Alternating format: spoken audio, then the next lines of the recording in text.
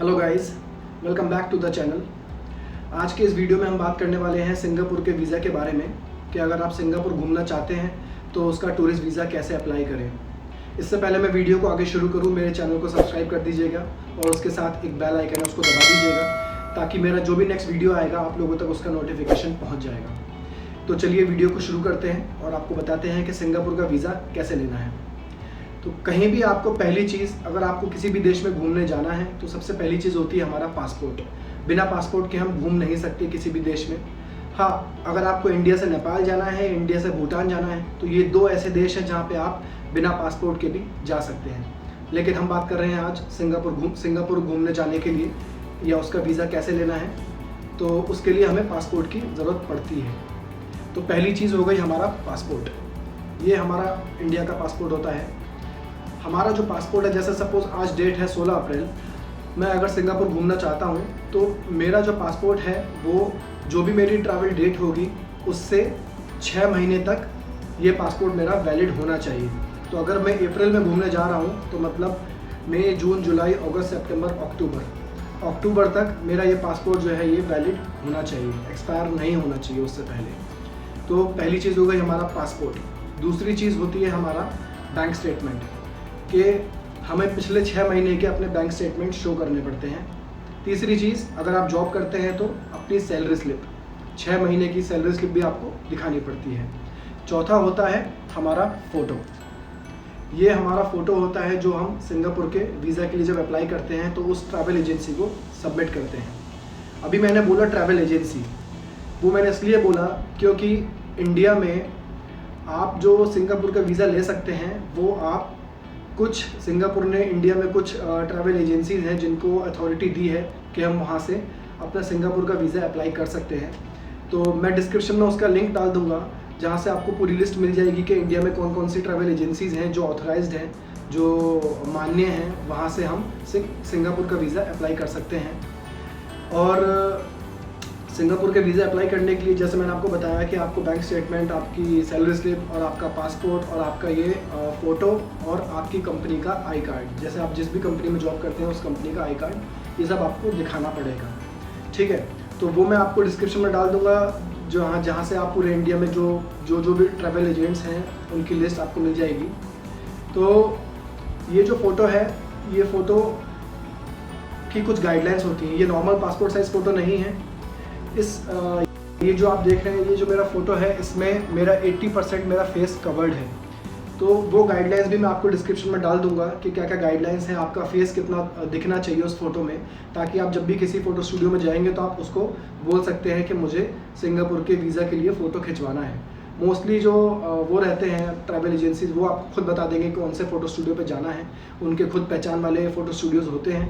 लेकिन अगर आपका कोई अपना दूसरा पहचान वाला फ़ोटो स्टूडियो वाला है तो आप उसको गाइडलाइंस बता सकते हैं कि ये गाइडलाइन का मुझे एक फ़ोटो चाहिए, वो आपका फ़ोटो तैयार करके दे देंगे। तो ये तो हो गई हमारी बात, क्या क्या डॉक्यूमेंट्स चाहिए, क्या क्या प्रोसेस होता है, कैसे हमें सिंगापुर का वीज़ा अप्लाई करना है। अब जब हम सिंगापुर का वीज़ा अप्लाई करते हैं तो हमें 3 तरीके का वीज़ा मिलता है। एक सिंगापुर का वीज़ा मिलता है जो वैलिड होता है 35 डेज़ के लिए, मतलब 35 दिनों के लिए।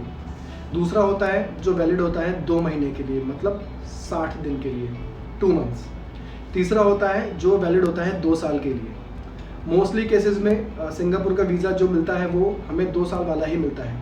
और जो वो वीज़ा होता है वो मल्टीपल एंट्री वीज़ा होता है। मल्टीपल एंट्री वीज़ा मतलब कि जैसे सपोज़ मुझे 35 डेज़ का सिंगापुर का वीज़ा मिला है, तो मल्टीपल एंट्री का मतलब ये है कि मैं वो 35 डेज़ में कितनी बार भी सिंगापुर आ जा सकता हूँ। अगर मुझे 2 साल का मिला है तो मैं उस 2 साल के दौरान कभी भी सिंगापुर आ जा सकता हूँ। उसके लिए मुझे दोबारा वीज़ा लेने की ज़रूरत नहीं है। जो मैंने वीज़ा लिया था वही वीज़ा मैं दोबारा दिखा सकता हूँ अगर मेरा वीज़ा 2 साल के लिए वैलिड है। तो सिंगापुर का वीज़ा दिखता कैसा है मैं आप लोगों को दिखाता हूँ। ये देखिए, ये है हमारा सिंगापुर का वीज़ा। इस वीज़ा में आपको आपका नाम, आपकी नेशनलिटी, मतलब आप कौन से देश के हैं, आपका पासपोर्ट नंबर और आपका वीज़ा कब इशू हुआ था और कब तक वैलिड है वो, और टाइप ऑफ वीज़ा, ये सारी चीज़ें। मतलब टाइप ऑफ वीज़ा मतलब मल्टीपल एंट्री है या सिंगल एंट्री है। वैसे आपको सिंगल एंट्री मिलेगा ही नहीं क्योंकि सिंगापुर का वीज़ा जो हमेशा मिलता है वो मल्टीपल एंट्री होता है। तो मैं आपको ये दिखा देता हूँ। ये सारी डिटेल्स हैं, ये आप इसमें देख सकते हैं कि आपके पासपोर्ट का नंबर कब से कब तक वैलिड है, और जो आपका वीज़ा नंबर है, रेफरेंस नंबर, वो भी इस पर मेंशन रहता है। और ये जो सील है, ये आप देख रहे हैं रेड कलर से, ये उस ट्रैवल एजेंसी ने अपना इस पर एक मोहर लगा रखी है। और आपको वीज़ा की एक हार्ड कॉपी मिलेगी और आपको वीज़ा अपने मेल पे भी मिल जाएगा। अब आपको करना क्या है, आपके जो डॉक्यूमेंट्स हैं ये सारे लेके आपको ट्रैवल एजेंसी पे जाना है। आपको अपने बैंक स्टेटमेंट की फ़ोटो स्टेट निकाल के देनी है 6 महीने की। आपको अपनी सैलरी स्लिप की फ़ोटो स्टेट निकाल के देनी है 6 महीने की। आपको अपनी कंपनी का जो आई कार्ड है उसकी एक फ़ोटो कॉपी करके उनको देनी है। 2 फ़ोटो चाहिए जो कि सिंगापुर के वीज़ा के गाइडलाइंस के अकॉर्डिंग होने चाहिए, और आपका ओरिजिनल पासपोर्ट। हाँ जी, आपका जो पासपोर्ट है ये, इसकी ओरिजिनल, आपका ओरिजिनल पासपोर्ट वहाँ पे सबमिट करना है आपको। और आपका वीज़ा, आपको अगर आपका बैंक स्टेटमेंट अच्छा है, आपके ट्रैवल हिस्ट्री अच्छी है, तो आपको आपका वीज़ा मुश्किल से 1 या 2 दिन में मिल जाता है। और बहुत इंपॉर्टेंट बात मैं आपको बता देता हूँ कि आप अगर सिंगापुर का वीज़ा कराना चाहते हैं तो उसके लिए आपको ज़रूरी नहीं है कि आप अपने फ़्लाइट टिकट्स बुक करें या अपने होटल्स बुक करें। तो ये बिल्कुल भी कहीं मैंडेटरी नहीं है, ऐसा कुछ ज़रूरी नहीं है कि आपको पहले अपनी फ़्लाइट्स बुक करनी है और अपने होटल्स बुक करने हैं, उनकी अपने प्रूफ्स दिखाने हैं फ़्लाइट्स के और होटल्स के, तभी आपको वीज़ा मिलेगा। ऐसा कुछ नहीं है। बिना फ़्लाइट बुक करे, बिना होटल बुक करे भी आप सिंगापुर का वीज़ा ले सकते हैं। ये बात आप ज़रूर ध्यान रखिएगा। बहुत सारे कंट्रीज़ के लिए जब आप वीज़ा अप्लाई करते हैं तो वहाँ पे आपको अपना फ़्लाइट टिकट और अपने होटल बुकिंग दिखाने पड़ते हैं, लेकिन ऐसा नहीं है। सिंगापुर के लिए आपको कुछ ज़रूरत नहीं है। अपने सिर्फ आपको उनको अपनी डेट बतानी है, टेंटेटिव डेट बतानी है कि मैं इस डेट पे ट्रैवल करूँगा और इस तारीख तक वापस आ जाऊँगा। तो ये चीज़ का ध्यान रखिएगा। अगर आपको कोई दूसरा, बहुत सारे ऐसे फेक ट्रैवल एजेंट होते हैं जो आपसे बोलते हैं कि नहीं अपने फ़्लाइट टिकट दिखाओ या अपने होटल बुकिंग दिखाओ, तो उनको बोल दीजिएगा ऐसा कहीं भी मैंडेटरी नहीं है, कहीं लिखा हुआ नहीं है, कुछ ज़रूरी नहीं है।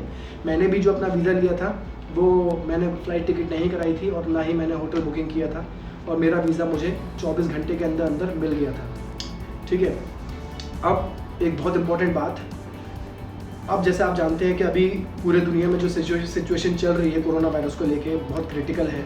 तो ये मेरा अनुमान है कि आने वाले टाइम में बहुत सारी कंट्रीज़ क्या करेंगी कि जैसे अभी मैंने आपको बोला कि आपका पासपोर्ट होना चाहिए, आपके बैंक स्टेटमेंट का प्रूफ देना है आपको, इसके साथ साथ आपको अपने कोरोना वायरस का एक नेगेटिव सर्टिफिकेट कि मेरा कोरोना वायरस का जो टेस्ट है वो नेगेटिव है, मुझे कोरोना वायरस नहीं है। मेरे हिसाब से मुझे लगता है कि ये चीज़ें भी आने वाले टाइम में बहुत सी कंट्रीज़ मांगेंगी। और अगर आपको ये सारी चीज़ें, इनके अपडेट्स देखने हैं कि क्या लेटेस्ट अपडेट्स हैं, तो मैं आपको सिंगापुर का बता देता हूँ। उनकी एक वेबसाइट है www.moh.gov.sg। MOH मतलब मिनिस्ट्री ऑफ हेल्थ। ये मैं आपको मेरे स्क्रीन पे देख रहे होंगे, ये वेबसाइट लिखी हुई आ रही है और मैं डिस्क्रिप्शन में भी डाल दूंगा। इस वेबसाइट पे आपको सिंगापुर की जितनी भी हेल्थ रिलेटेड जो भी न्यूज़ है, जो अपडेट्स हैं, वो मिलते रहेंगे। तो यहाँ पे आप कभी भी, ना ही सिंगापुर, आप कोई भी कंट्री जा रहे हैं तो उनके अपने हेल्थ पोर्टल्स रहते हैं जहाँ पे आप लेटेस्ट अपडेट्स चेक कर सकते हैं। जैसे अफ्रीका का था, पहले आप अगर अफ्रीका घूमने जाते थे तो उसके लिए येलो फीवर का एक उन्होंने सर्टिफिकेट मैंडेटरी किया था काफ़ी कंट्रीज़ के लिए। तो इंडियंस के लिए नहीं है ऐसा कुछ, लेकिन मैं आपको बता रहा हूँ कि आने वाले टाइम में जैसे कोरोना वायरस की सिचुएशन है तो कुछ भरोसा नहीं है। आने वाली कंट्रीज़ बोल देंगी कि आपको उसका नेगेटिव टेस्ट का एक सर्टिफिकेट साथ लेके आना है। तो ये सारी चीज़ें हो गई। आपको अगर सिंगापुर का वीज़ा अप्लाई करना है तो आपका बैंक स्टेटमेंट, आपकी सैलरी स्लिप, आपका आई कार्ड, आपके फ़ोटो और आपका पासपोर्ट, आपको पासपोर्ट अपना ओरिजिनल सबमिट करना है। और ध्यान रहे कि आपका जो पासपोर्ट है वो 6 महीने के लिए वैलिड होना चाहिए, तभी आप उस देश में एंटर कर सकते हैं। और सिंगापुर के मल्टीपल एंट्री वीज़ा का एक फ़ायदा और होता है हमें, अगर हमारे पास सिंगापुर का वैलिड मल्टीपल एंट्री वीज़ा है तो हमें Philippines free visa on arrival देता है। खैर, मैं फ़िलीपींस वीज़ा के ऊपर एक दूसरा वीडियो बनाऊंगा। आज हम बात कर रहे हैं सिंगापुर के वीज़ा के बारे में। तो ये पूरा प्रोसेस था। उम्मीद करता हूँ कि आप लोगों को पूरा वीडियो अच्छा लगा होगा। और अगर कोई भी आपको डाउट है या कोई भी शंका है तो आप मुझे कमेंट में बता सकते हैं कि अगर आपको कुछ चीज़ें नहीं समझ में आई हो कि क्या क्या डॉक्यूमेंट चाहिए या कोई भी आपका क्वेश्चन हो, आप मुझे कमेंट में बता दीजिए। या फिर आप मुझे इंस्टाग्राम पे फॉलो कर सकते हैं। ये मेरा इंस्टाग्राम का हैंडल है द सोलो बनी, और ये मेरा फेसबुक का हैंडल है सोलो बनी। यहाँ पे आप मुझे फॉलो कर सकते हैं लेटेस्ट अपडेट्स के लिए। थैंक यू सो मच, और मेरे चैनल को सब्सक्राइब करना मत भूलिएगा। Thank you.